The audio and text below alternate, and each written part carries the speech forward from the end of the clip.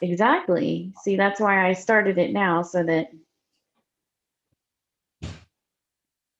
All right. I do believe we are live. Wow. Awesome. This is cool.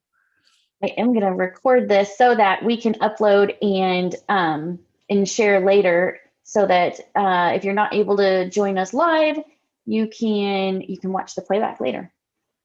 All right. Welcome. I'm Coach Jen. And I'm Coach Leanne. We are Take Your Life Back with Grit and Grace. And tonight we're talking about boundaries. This is such a juicy topic that it is one of those topics that we could go on forever. But we really need to rein ourselves in. But we will definitely make sure that we talk in good detail about some of these boundaries, because I think one of the things that women have demonstrated over and over again is that we suffer from not really having boundaries, and that gets us into some trouble. Yes.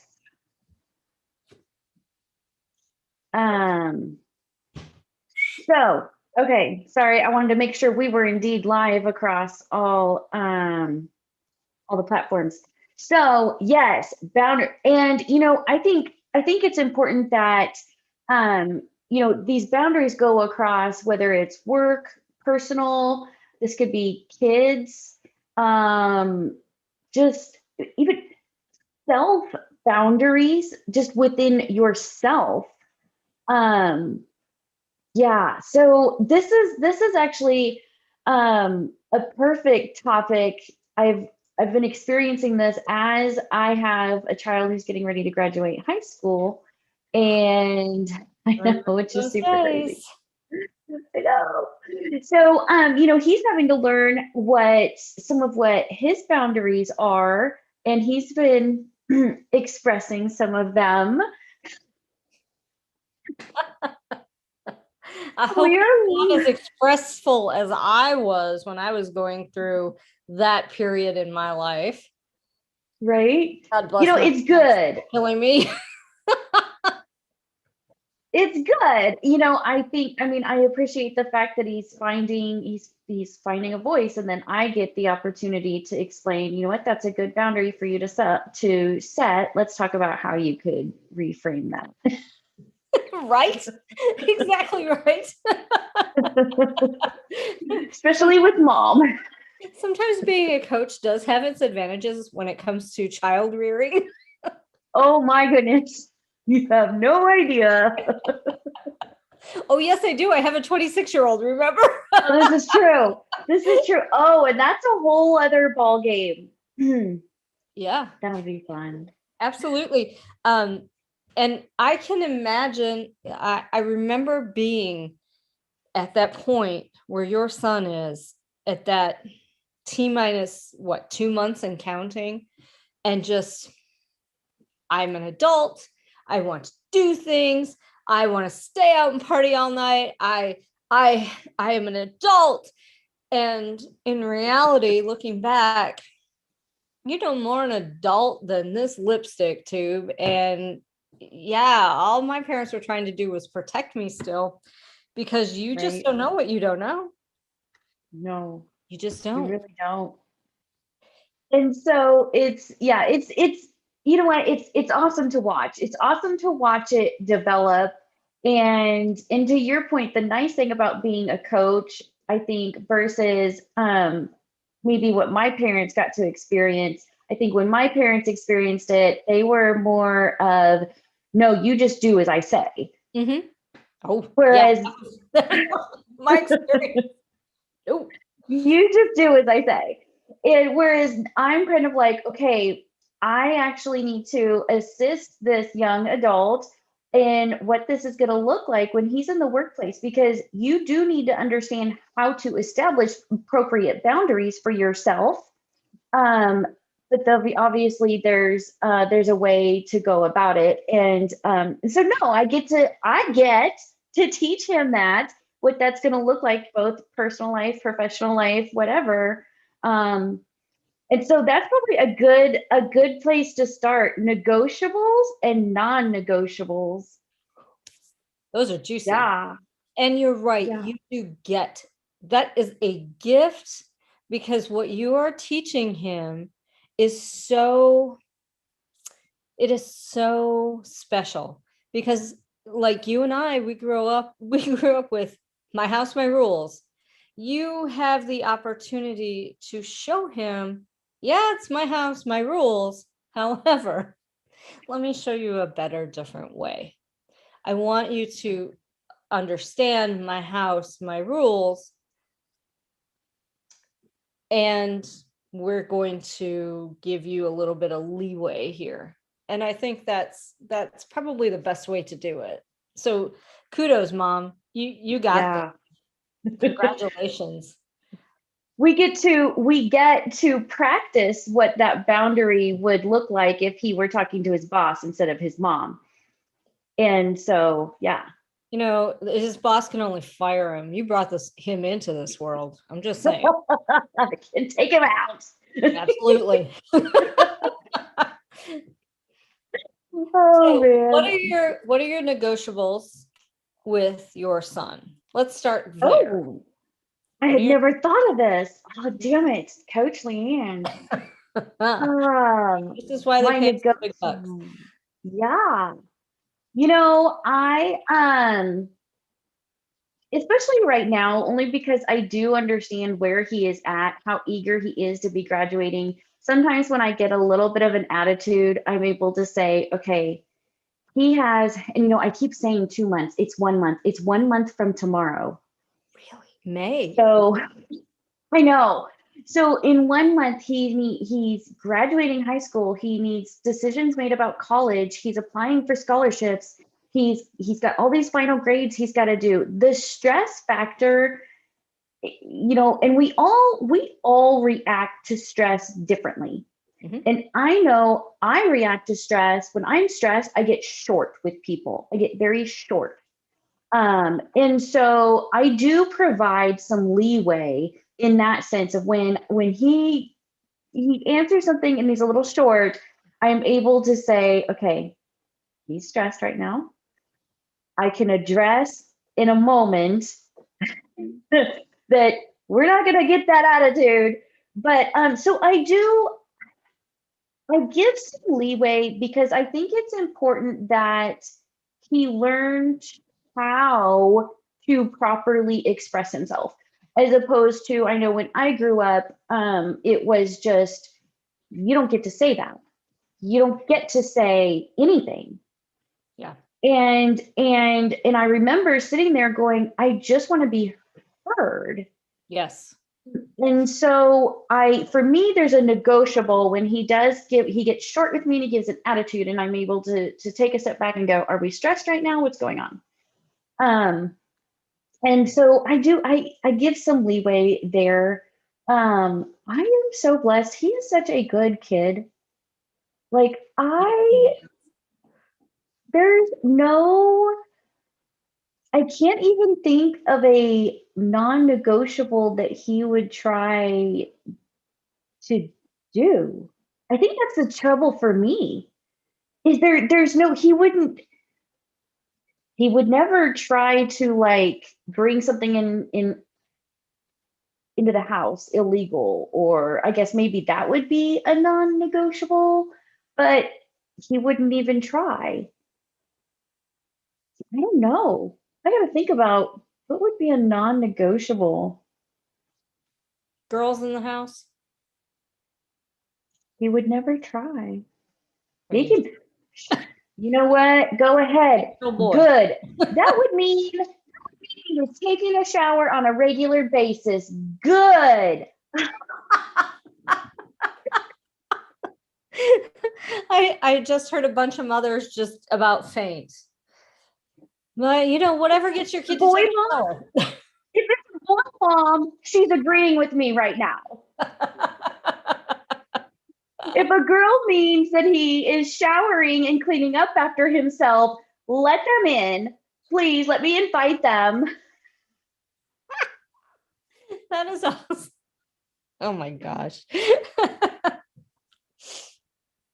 Okay. All right. So what is he going away to school or is he staying home for school? We don't know for sure yet. You have a month to go. How do you not know? Well, if he goes away, it's about 40 minutes outside the city. Oh, okay. That's why we don't know. That's why he doesn't necessarily want to live on campus, but there's some determining factors. Like if he makes it into the band, it only makes sense for him to live on campus instead of driving out there what will be like every day during football season or whatever else. I mean, that just doesn't make any sense. Yeah. Yeah. And that totally makes sense. And also depending on his class load, he may want to live on campus just to create the camaraderie with the other freshman students. I want him to live on campus for that experience, but he has a differing opinion, so we'll see. Hopefully there'll be a girl in the band. I'm just saying. So okay, so those are the non-negotiables, and that is with school and with your son. What about in your life? What are your non-negotiables? My non-negotiables are really where I start setting the real boundaries are with things like my workouts, my time. Mhm. I have to. Um, the other place would probably be I think time is the biggest one. Like I get to establish where I want to put in my time and there's like my workouts or my workouts and or obviously when it's time that I need to spend with my kid. Um, those are non-negotiable. If somebody's, especially as a single mom, yay, if somebody is trying to come into the picture and be like, well, your son should be at this point and you shouldn't need to help with any, no, no, you don't get to do, we're gonna draw that line. Yes, I Yeah. understand. As a stepmom, that is a very hard thing not to give advice about because as a stepmom, I used to, well, let me put it to you this way. I used to give a lot of advice. Oh, my stepson should be here. Oh, my stepson should be doing this. And the minute I let go of that, which is very hard, I will admit this on national world television right now. I'm a little bit, tiny bit of a control freak. And the thing is, I wanted so much for my stepson to love me and accept me. I thought the best way to do that was to kind of guide and force and control. Yeah, that doesn't Mhm. work out so well, but you learn as a step parent and you learn as the new person on the block. So Yeah. be coaching and kind to that person if that is what they're doing because they only mean the best. They really do, even if it comes from Oh a yeah. place of, well, your kid should be doing this by now. They really only mean the best and they only really want the kid to like them because they know that if the kid doesn't like them, they're out. Right? That's Right. fair enough. That's fair enough. It's yeah, that's a tough one. I would say that's a non-negotiable things with the kid. My workouts. Yeah, I I just have to, during COVID, I've really had to set up more non-negotiables, at least for me anyways.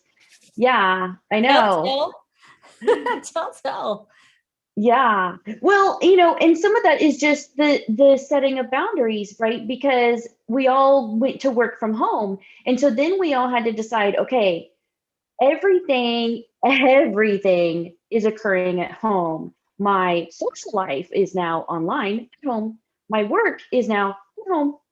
My personal time at home, right? It all got just compartmentalized. And so you really had to establish what are the boundaries of what's going to come in, and when am I going to shut the laptop off and ignore that, and establish those times. That was a big one for me. And you really bring up a great point as far as work goes.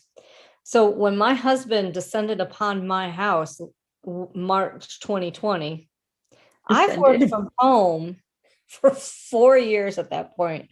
That was my 5th year working at home. I had my routine. I went for my walk. I got my coffee. I got into my clothes, and I had a routine.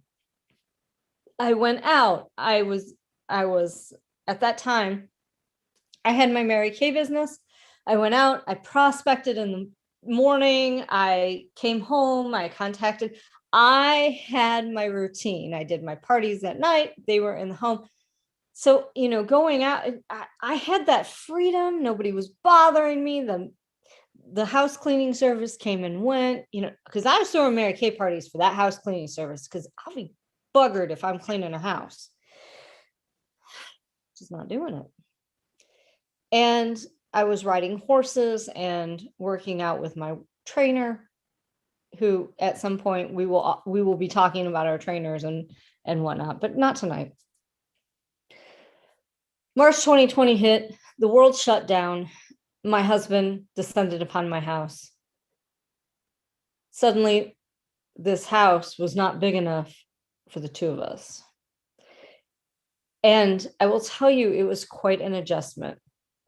He went up into what I call his man cave. He made that into his makeshift office because we were going to flatten the curve in 2 weeks.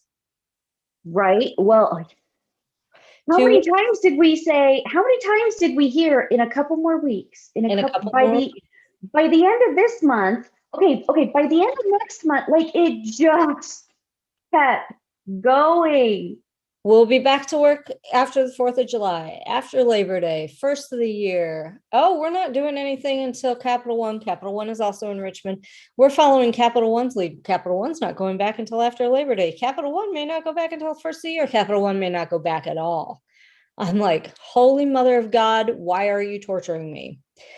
So you bring up a very important point. And I have said for the last 14 freaking months, not days, months, there's a door that has saved my marriage.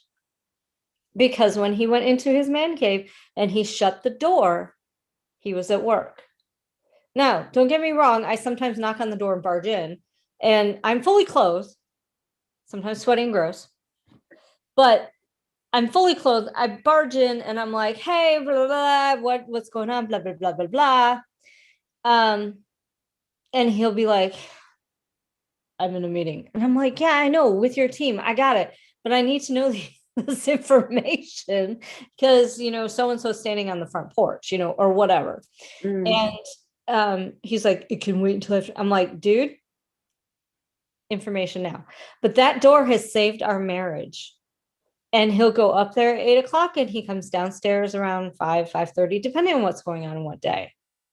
But that is a very important boundary. It's a physical boundary for both of us. Yes. And when the door is open at lunchtime, we have lunch together, and then he goes back upstairs. Physical boundary. In my case, once I started the coaching gig and doing the Mary Kay and the coaching, now I've had to put boundaries in place where Monday afternoons are Mary Kay. And that is what I dedicate Monday afternoons for. And Friday evenings are when I have my parties. They're online parties. They're Facebook Lives. They take 45 minutes to 50 minutes, 45 to an hour. And you know what? Don't bother me. And I get in here, I get it done, and I move on. So those are my 2 time slots. And the rest of the time is for coaching. But I have had to learn how to close my laptop at the end of my workday. And even in the middle of my workday, if my workday, for example, like if my meetings end at 3, and my meetings end 3:30 for the day, and don't pick up again until like 7, like tonight, 7, 8 o'clock. I'll go and I'll take a nap, or I'll go run and play in the yard, or walk around with my bare feet, whatever, because that is my unwind time that normal people get. I shut down the laptop. You have to make sure that you're not shorting your business, but you're giving yourself that time to wind down. And those boundaries are, God, they are so important. They are critical. Yeah. So that's a really good boundary. You know, like you're saying, you were almost describing like block scheduling, right? Yeah. That's a pretty good boundary so that you don't have other things, you know, interrupting you. I think the other key too with setting boundaries, it's not just when we're saying setting boundaries, it's not just about saying, don't bother me. Sometimes that boundary also looks like asking for help or outsourcing, knowing your own limits. You described one of your own limits. You're like, hey, cleaning the house amongst all the other things I have to do is overwhelming for me. I would rather work an extra couple hours a week to pay for a cleaning service. Mm-hmm. That's a boundary you're setting. You're saying, I know I need help. I can outsource this. And this is where I'm setting that boundary. Yeah. Absolutely. Yeah. Yeah, no, I'm just not cleaning the house. For me, sorry, Mom. I don't do yard work. So perfect boundary. Neither do I. Yeah. Nope. I gladly paid somebody Monday before it snowed in April across the Midwest this morning. Yeah. What? It's the end of April. What's going on? Yeah, but luckily, and the guy I had hired, he knew, and he's like, okay, I'm coming over Monday morning, afternoonish. I want to get this done before it snows Tuesday. And I'm like, okay. But he cleaned out all my flower beds for me, and he sprayed some stuff down to make sure I don't get a bunch of weeds, and put down the mulch. And so like that's done. That would have taken me by myself. Again, I set the boundary of where do I want to invest my time. So that would have taken me a whole weekend by myself, which is cool if that's all that I want to do, but that's not all I want to do. I want to experience many other things. For me personally, some people, their peace of mind, like how for me, it's my workouts. For others, it is being out in the garden, or it is cleaning out their flower beds. But you likely then establish that boundary of, okay, this weekend, I'm in the yard. I'm outside. I'm doing what brings me peace. And so thank you, friend, for inviting me to whatever shindig this is. But this is where I'll be this weekend. Right. So the boundaries don't always have to be so like, leave me alone, stay away. Sometimes it's as simple as this is something I enjoy, and I'm going to make sure I carve out the time for it. Yeah. Yeah. And I never really thought about it that way, that somebody would enjoy yard work or even house. They do. And they do. I guess I'm a little princess. But like you said, you invest your time. And one of the things where I invest my time, and you're going to laugh when I say this, it is when I'm working out with my trainer, I might as well be in church, because he'll be sitting there. This is a prop joke now, mind you. He sits there. He has my phone next to my water on the bench, right? where all Yep. the rest of the crap is, because I just kind of come in and plop my crap down. And I realized this weekend I'm not the only one who does that. The girl that came in after me, like, she just walked in, I at least knocked. She walks in and just plopped her crap down. So he's standing there playing with the music or whatever, right? And he'll hear my phone ring and he'll go, "Dad's cell." And I'll go, "Nope. He knows it's Jason time." Okay. Yeah. And I won't answer it. Now, if my dad texts afterwards, I mean, if it's an emergency, dad will text afterward. That's a little different. But I won't even answer the phone if it's my husband, because that time is so sacred to me. I don't want to break my concentration, because what I am doing is I'm getting this body down to where I want it. And there's a lot of concentration that it takes to do tricep push-ups. Oh, good. That hurt. It hurts. And to hang from a bar and pull your knees to your chest, not exactly the most fun thing in the world. And I don't want to break my concentration by, do you know what your sister did? I don't really. I don't care. I don't care. Right. I got other fish to fry right now. Right now, I'm the fish and I'm in the pan. I just don't care. So you set that boundary, and part of the reason I think isn't just to get your body where it is, but I know my productivity level and what all I'm able to do in my life once I've established that time for me, and to get it impacts your hormone levels, it impacts all these different things that really get you going. My boss, luckily I have an incredible relationship with my boss at work in my day job, and she can tell. And sometimes, like at the end of last winter when we just had so many projects going on, we were just slammed. And she was like, "Are you getting your workouts in?" That was important to her, because she knows that if I don't, I am a grump ass. And she also knows if I go on my lunch hour and I go work out and I come back, I'm like of clear mind. I've worked out whatever frustrations. There's even sometimes where I'll message her and I'll be like, just had a really bad call with a client or whatever, and she'll IM me back and she'll go, "Do you want to go for a walk first and then come back to me?" Yes, I do. Thank you for recognizing that. Yes, I do. That's a great boss. Yeah. Oh my gosh, you lucked out. I know. Well, and because she experiences the same thing. She loves to ski. She lives in Colorado and she loves to ski. And she, as somebody who works as much as she does, and then is also the primary caregiver in her home as well, she recognizes that, hey, on Sunday, I have to go. I'm going skiing for a couple hours. I need to be alone. I need to clear my head. I need the physical activity to release the stress. Your cortisol levels, everything is impacted by your physical activity. So that's why, for me, that is a non-negotiable. Yeah, absolutely non-negotiable. Absolutely. And the fact that we are sitting here talking about this, and how many days a week do you work out? 4 to 5. At the gym. At the gym.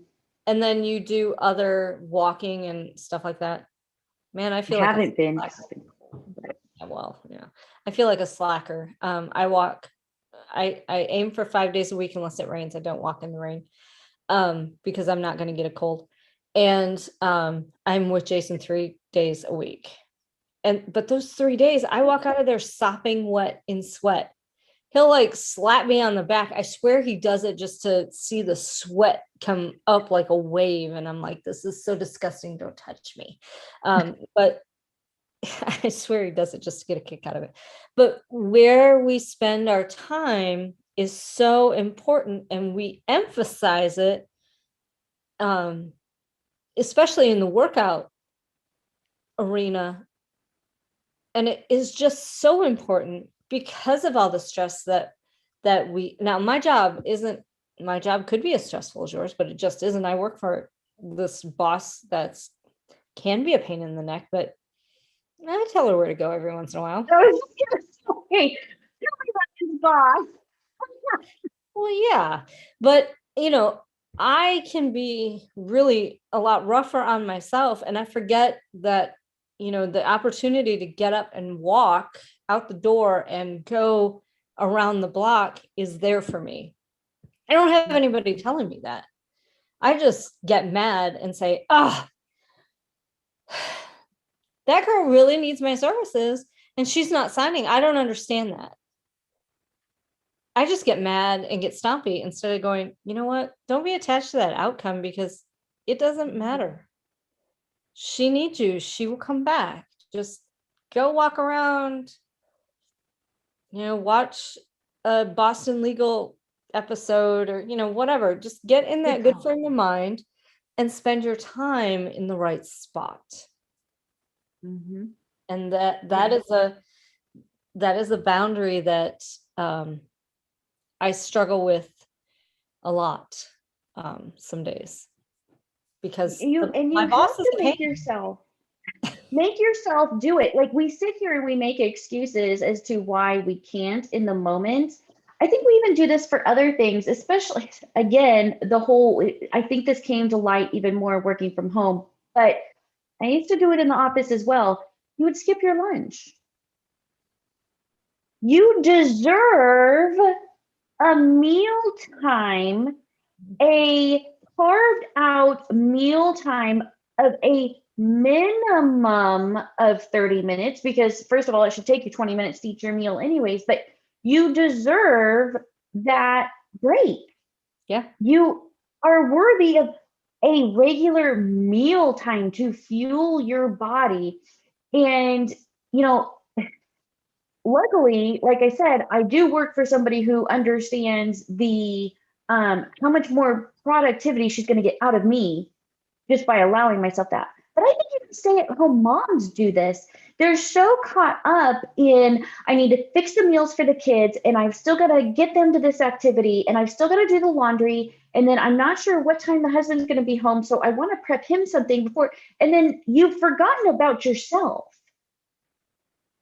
And you completely forget by, an hour later when you're taking the kids to the activity and you're all in the car and the kids are rambunctious or whatever, and now you're screaming, you're stressed and yelling at them, and you don't even realize part of that is because you didn't take those few minutes for yourself first that would have allowed you to be the best version of the mom you want to be.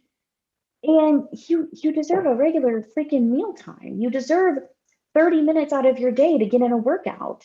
Yeah, absolutely. I mean, what do they tell you on the airplane first? Put your oxygen mask on first. And if we get nothing across to every woman that we work with, I think if we get that one simple thing across to them as to put your own oxygen mask on first, eat that 20-minute, 30-minute meal, take that time to, while your kids are still asleep, no, you're going to have to put them to bed a little bit earlier, whatever. But wake up at 6 a.m. before all hell breaks loose in your house. Because I know it's chaos. I remember being that age as a kid. Now, I didn't raise them from little. I got mine when he was 16, I think. And he never lived with us. But I do know the world of getting up and getting out and all the chaos that happens. But if you take that 30 minutes and you take a walk, it doesn't have to be, a 5-miler. You can do a mile in 30 minutes. Good God, you'd be walking slow as anything if you can't do a mile in 30 minutes. And just breathe in the fresh air, or pollen in my case, and just set your day. It's bad here. It's so bad. It rained last night. There's here too. Just yellow everywhere. Anyway, but just set your day. And then you have taken that time to to just get centered. And then wake the kids, start the day, on and on. And what I find really interesting, looking back at my childhood, looking back, just kind of observing grandparents and what have you, is I remember my mom would get up and exercise, and she did that for a period of months. And I remember her being much happier, and things just kind of moved smoother when she did that. Mhm. Now, it may have been, I don't know, it was the 80s. It could have been Jane Fonda. I have no clue. But she got my dad off to work. Before she got us up, she did like 20, 30 minutes of exercise. She got us up and we started our day, and it just went smoother. But when she didn't do that, it didn't go as smooth. And there's just so much to be said for putting your oxygen mask on first. And you know what is funny, it's that you say that, is I have noticed that I will go, and I'm in a eat a giant salad phase right now in my life, because I am. I will go and make that giant salad in that serving bowl, and I will bring it into this lovely office that I have created, and I will sit here and I will eat it and I will surf. And I really have to break that habit. I I really, know. I really The do. guilty. Oh, so you see, y'all, coaches are just as bad as everybody else. We are not perfect. No, No, we're by not. any means. Mm. Um, I think, and but I just remembered another non-negotiable, and it's funny how long it was a non-negotiable for me, in raising my kid, and how that's now playing out with him as a young adult. My other non-negotiable was bedtime. Absolutely non-negotiable, because I needed an hour before my bedtime in which I could decompress, or have a glass of wine if I wanted, or whatever it was. I needed that time as well. So bedtime was absolutely non-negotiable. In fact, I was super strict about bedtime. And so it's funny now when, I'll get going on doing something, and it's like 9:30, and my 18-year-old starts going around shutting off all the lights in the house, like, why aren't you in bed? It's bedtime. Like he thinks that and because it is so ingrained in him that we have this non-negotiable of when you're going to go to bed. We don't just, I know some people believe, well, on the weekends, let the kids they'll decide when they go to bed. I did not take that approach. I still set the bedtime even on the weekends. Because again, like, I wanted that good routine. It's going to keep his circadian rhythm in sync where it needs to be, so that I don't struggle on Monday mornings when school comes back up. But I need that time as well. And that's a big non-negotiable. And so it's funny for it to now come full circle, and to kind of watch that play out. But yeah, those boundaries can look so many ways. And I think, I made myself a note and I totally forgot about it. But one of the things that I want to talk about really quick, as we're talking about setting these boundaries and these non-negotiables, is, well, it feels like you're saying no. It's because you're getting to say yes to something else. Yes, Yeah. absolutely. And really, Yeah. to go back to your bedtime thing, what I'm noticing as I get older is I'm getting I need to get stricter on my bedtime, because I I, I don't know what it is, but man, some days I hit 9 o'clock and I'm ready to go to bed. And my husband will sit there and go, "It's only 9 o'clock." And I'm like, "I'm tired. Good night."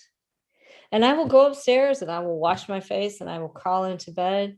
And I may pop on YouTube or I may pop on Hulu or whatever, or I just may crawl into bed and roll over and go to sleep. Are those on your workout days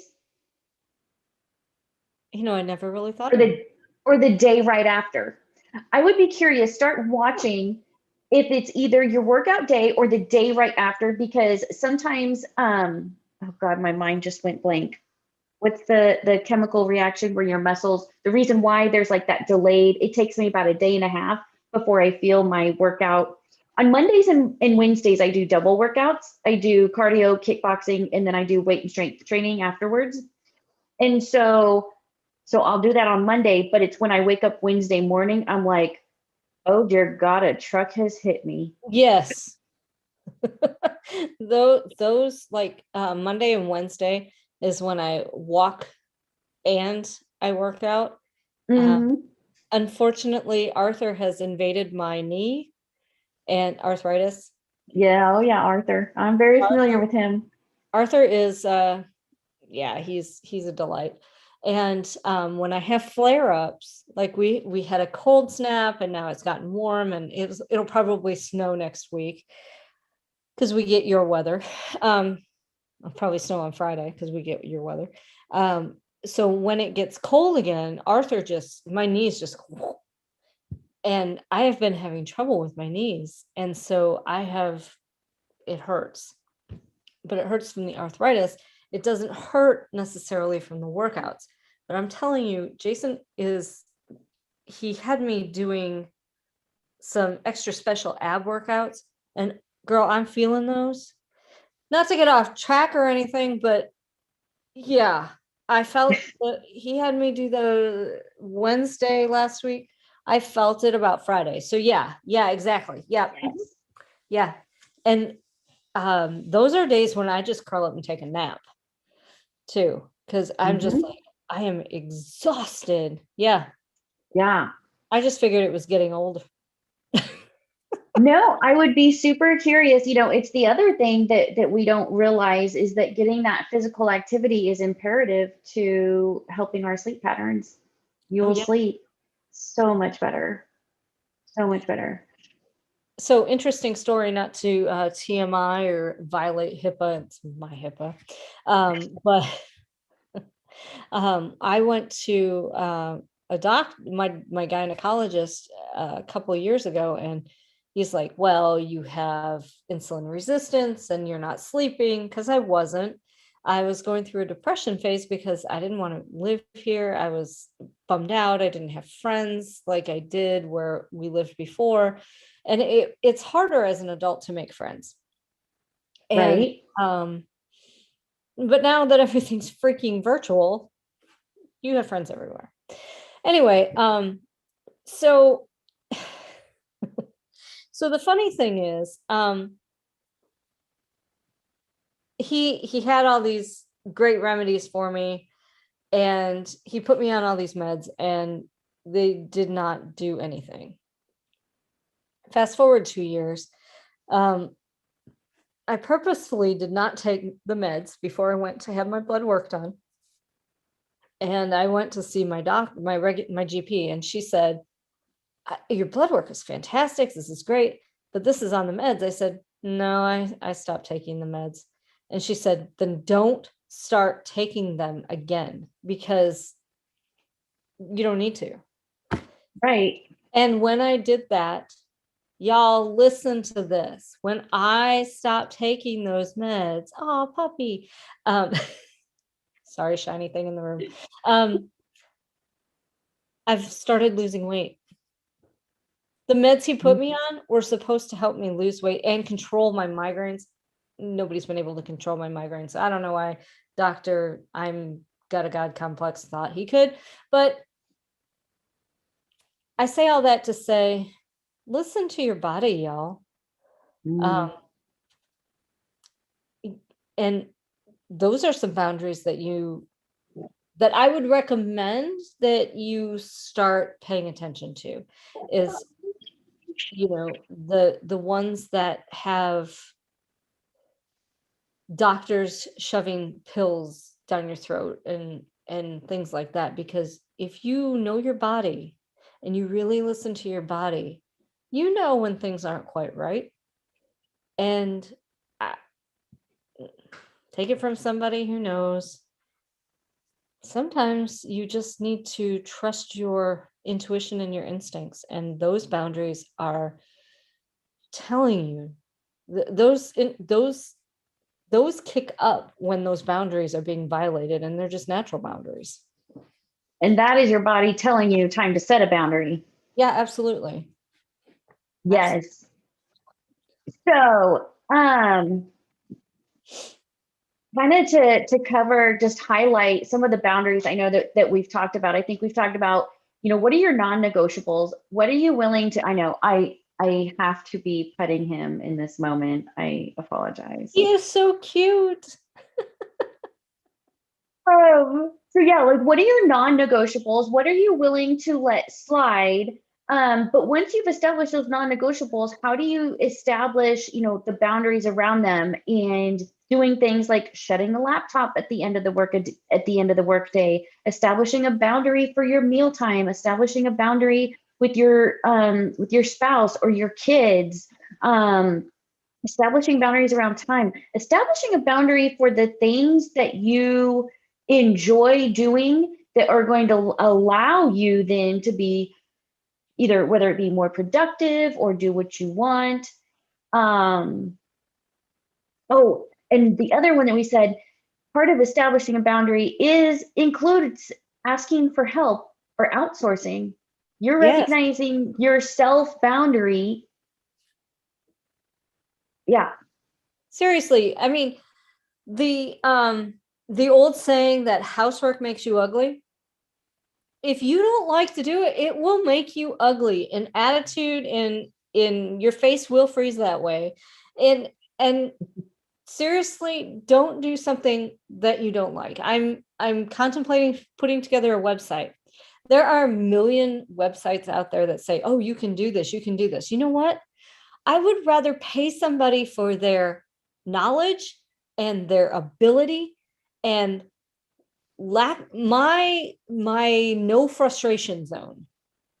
I would rather pay to have that website done and monitored, and if it messes up, then they can go in and fix it. It is smart to pay for someone's expertise. You can read all the self-help books that you want. You can read all the engineering books you want. You can read all the project management books you want. You can do all that. Or you can pay somebody who actually has the expertise, and you can go in there and know that the job is being done right. And I think at least when I was being raised, in our zeal to save a buck, we sometimes forget that. And what I'm learning in my 40s, my F words, is that I would rather pay someone a fair wage, their fair price, to do something that is their expertise, than to try to figure it out myself and beat my head against the wall. And if And I'm you don't have to do it alone. You don't have to do it alone. Like you don't have to, you just don't have to. And that goes in on so many levels, even in saying, I'm overwhelmed with housework. Oh, I have 3 able-bodied children, or whatever the scenario. exactly. And when you have 3 able-bodied children to help you, what you're teaching them is how to do it, whether it's done correctly. If you know how to do it correctly, I know how to do things. I know how to clean a house. I don't want to do it. There's some big difference. So you're teaching them how to do it. They have a skill, and they have the responsibility, so that when they do go live with other young adults, in the college community, or they get a apartment together, what have you, they aren't calling you going, Mom, how do I do my laundry? Right. Mom, how do I load a dishwasher? Mm-mm. Or Well, not just that, but even later in life, when maybe they become a spouse or whatever, what have you taught them about what it's like to be a parent? What have you taught them about what it's like to be a spouse? If you try and take all of that on yourself and you're not ever teaching them, that's giving them the impression that they too in their life will have to attempt to do that. And the truth of the matter is that you can't be super mom or whatever the case, super wife. Sometimes you know what, daggone it, freaking super wife. Let's be real. Just maintaining a household's work enough. yes. Yeah. So yeah, it's so much more. Okay, so I know that we've chatted on a lot, but I hope that some of those thoughts about where you can set boundaries, if it's with work, with your health, with your family, and really getting back to understanding by saying no, by setting a boundary, what are you getting? What are you actually getting? I think that's so important. Yes. So I agree. that's all I have. That is Any all parting I words? That is The only it. parting words is remember when you set a boundary, as Coach Jen said, when you set a boundary, you aren't saying no, you are saying yes to something important. Amen. And that is a key Absolutely. takeaway. Yes. All right, guys. Thank you all for joining. Tune in next week, and we'll be catching you on YouTube and on Facebook. And